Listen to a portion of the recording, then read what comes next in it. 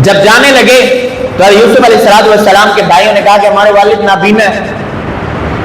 چلنا جو ہے ان کا عذر ہے، وہ چل نہیں سکتے۔ تو یوسف علیہ السلام نے اپنی قمیض اتاری اور بھائیوں سے کہا کہ ایسا کرنا، یہ قمیض جا کر اپنے والد کو دے دینا، انشاءاللہ اس قمیض کو جو وہ اپنے سینے کے ساتھ لگائیں گے، اپنی آنکھوں کے ساتھ لگائیں گے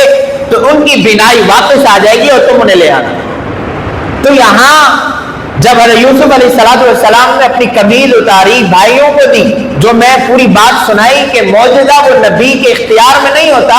اللہ کے اختیار میں ہوتا ہے، جو میں نے بات کہی اس پر میں دلیل دے رہا ہوں۔ تو جب وہ قمیض حضرت یعقوب علیہ السلام کے لیے روانہ ہوئی، تو جیسے روانہ ہوئی حضرت یعقوب علیہ السلام اپنے پوتے نواسوں اور اپنے خاندان میں بیٹھ کر کہتے ہیں کہ مجھے حضرت یوسف علیہ السلام کی خوشبو محسوس ہو رہی ہے، اور خوشبو بھی بہت تیزی اور زیادہ کے ساتھ محسوس ہو رہی ہے۔ تو اب دیکھیں 40 سال کا عرصہ گزرا، حضرت یعقوب علیہ السلام کی رسائی حضرت یوسف تک نہیں ہوئی، لیکن تب ہوئی جب اللہ کا حکم آیا اور اللہ کے حکم سے حضرت یوسف کی خوشبو اپنے ابا جی حضرت یعقوب تک پہنچی، تو تب جا کر حضرت یعقوب علیہ السلام کو خوشبو محسوس ہوئی۔ یہ نبی کا معجزہ تھا کہ اللہ تعالیٰ نے نبی کے ہاتھ سے ظاہر کیا، لیکن کب؟ اپنی مرضی کے ساتھ، اپنے اختیار کے ساتھ، اس میں نبی کی کوئی مرضی شامل نہیں تھی۔ تو معجزہ کی بات چل رہی ہے، تو معجزہ ہمیشہ اللہ کی مرضی سے ہوتا ہے، اللہ کی طاقت سے ہوتا ہے، اللہ کے اختیار سے ہوتا ہے، نبی کی مرضی، نبی کی طاقت سے نہیں ہوتا۔ اس کے اوپر دلیل نمبر 2، معراج کے موقع پر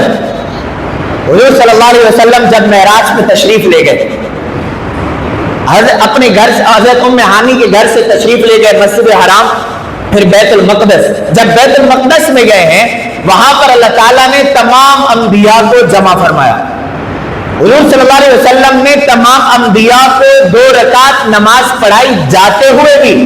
اور حضرت ملا علی قاری رحمۃ اللہ علیہ شارح مشکات فرماتے ہیں کہ حضور صلی اللہ علیہ وسلم نے انبیاء کو نماز پڑھائی معراج کے سفر میں 1 مرتبہ نہیں 2 مرتبہ، ایک تو آسمان کے سفر پہ جاتے ہوئے، دوسرا جب آسمانی سفر سے واپس آئے تو دوبارہ بیت المقدس میں انبیاء کو نماز پڑھائی، نماز 2 رکعت شکرانہ، تو 2 رکعت نماز پڑھائی، اس کے بعد واپس آئے۔ جب واپس آئے تو حضور اکرم صلی اللہ علیہ وسلم سے مکہ کے لوگوں نے بطور گواہی کے پوچھا، واقعہ تو لمبا ہے، یہ پھر معراج کے عنوان پہ آئے گا، لیکن یہاں پر جو میں دلیل سمجھا رہا ہوں کہ معجزہ اللہ کی مرضی سے ہوتا ہے اور اللہ اپنے نبی کے ہاتھ پہ ظاہر کرتے ہیں۔ تو جب مکہ ہے نا، حضور صلی اللہ علیہ وسلم نے فرمایا بھائی میں رات کو سفر پہ گیا تھا، براق سواری تھی، اور زمینی سفر ہوا، پھر آسمانی سفر ہوا، انبیاء سے ملاقاتیں ہوئی، بیت المقدس میں میں نے نماز پڑھائی، پھر اللہ تعالیٰ سے زیارت ہوئی، اللہ کی ملاقات ہوئی، اللہ کا دیدار ہوا، تمام پورا سفر جب پیش کیا، مکہ کے لوگوں نے کہا نا ہمیں سمجھ میں نہیں آ رہا، ہم نے تمہاری یہ ہوائی باتیں قبول نہیں کرنی، یہ ہماری سمجھ میں نہیں آ رہا۔ تو مکہ کے لوگوں نے کہا ہاں دلیل دے دو، کوئی بات ایسی کہ جس کو ہم جان لیں کہ واقعی آپ کا یہ سفر ہوا۔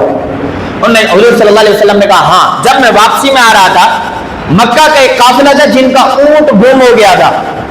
اور انہوں نے مجھ سے پوچھا کہ کیا تم نے کوئی ہمارا اونٹ دیکھا؟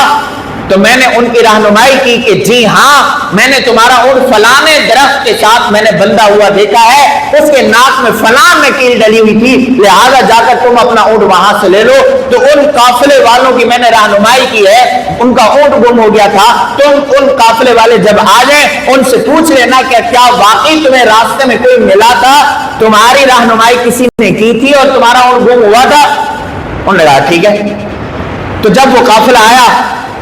قافلے سے پوچھا ہاں بھائی تمہارا اونٹ گم ہوا تھا؟ کہا ہاں بالکل ہوا تھا۔ کہا کسی نے راستے میں رہنمائی کی تھی؟ کہا بالکل کی تھی۔ کہا کیسی کی تھی؟ کہا جیسی کہ ہمیں ہمارا اونٹ ویسے ہی مل گیا تھا۔ تو یہ حضور اکرم صلی اللہ علیہ وسلم کا معجزہ۔ دوسری دلیل جو میں سمجھانے لگا ہوں، پھر اسی پہ اس عنوان کو ختم کرتا ہوں، اگلی قسط اس کی دوسرے جمعے میں ہوگی کہ دوسری دلیل کیا؟ اللہ کے نبی فرماتے ہیں، صحیح مسلم میں روایت موجود ہے، امام مسلم رحمۃ اللہ علیہ نے یہ روایت لائی، حضور اکرم صلی اللہ علیہ وسلم فرماتے ہیں کہ انہوں نے مجھ سے دوسرا سوال کیا کہ آپ جو کہہ رہے ہو کہ میں بیت المقدس میں گیا ہوں، مسجد حرام اور بیت المقدس کے درمیان تو بہت سارا فاصلہ ہے، اور ایک رات میں یہ فاصلہ ممکن بھی نہیں ہے، تو پھر انہوں نے مجھ سے پوچھا کہ بیت المقدس میں آپ نے جو دیکھا اس کی کھڑکیاں کتنی تھی، اس میں بلب کتنے تھے، اس کے پلر کتنے تھے، اس کے ستون کتنے تھے، اس کی دروازے کتنے تھے، یہ سارا منظر نامہ ہمیں بتاؤ کہ ہم مان جائیں کہ بیت المقدس میں واقعی آپ گئے ہو اور آپ نے واقعی معراج کا سفر کیا ہے۔ حضور صلی اللہ علیہ وسلم فرماتے کہ میں زندگی میں کبھی کسی کے سوال پہ پریشان نہیں ہوا جتنا میں نے ان کا یہ سوال سن کر اور پھر میں جواب کیسے دوں گا جتنا مجھے پریشانی ان کے سوال کے جواب دینے میں جیسے ان کے سوال پر ہوئی۔ حضور صلی اللہ علیہ وسلم فرماتے ہیں میں بھی پریشان ہوا ہی تھا کہ اللہ تعالیٰ نے پوری بیت المقدس کی سیڑھی جو ہے پورا منظر نامہ اور مووی اور تمام چیزیں وہ بیت المقدس کی میری آنکھوں کے سامنے ہی چلا دی، اور جب چلائی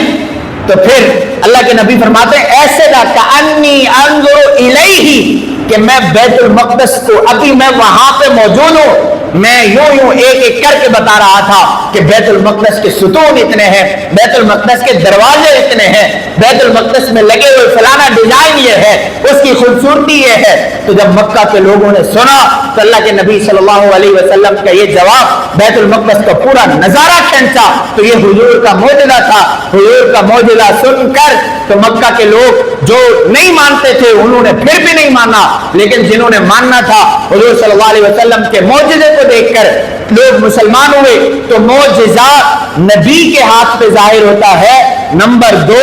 معجزہ نبی کے اختیار سے نہیں ہوتا،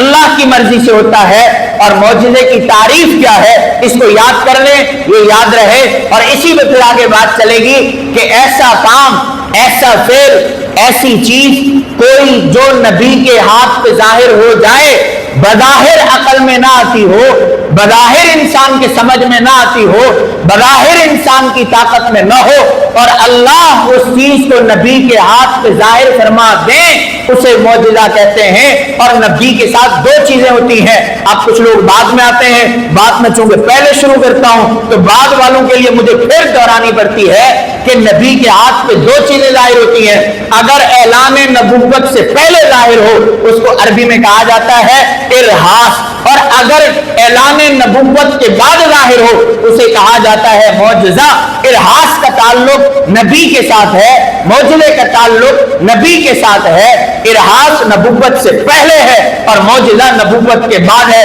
انشاءاللہ اسی عنوان کو پھر آگے لے کر چلیں گے۔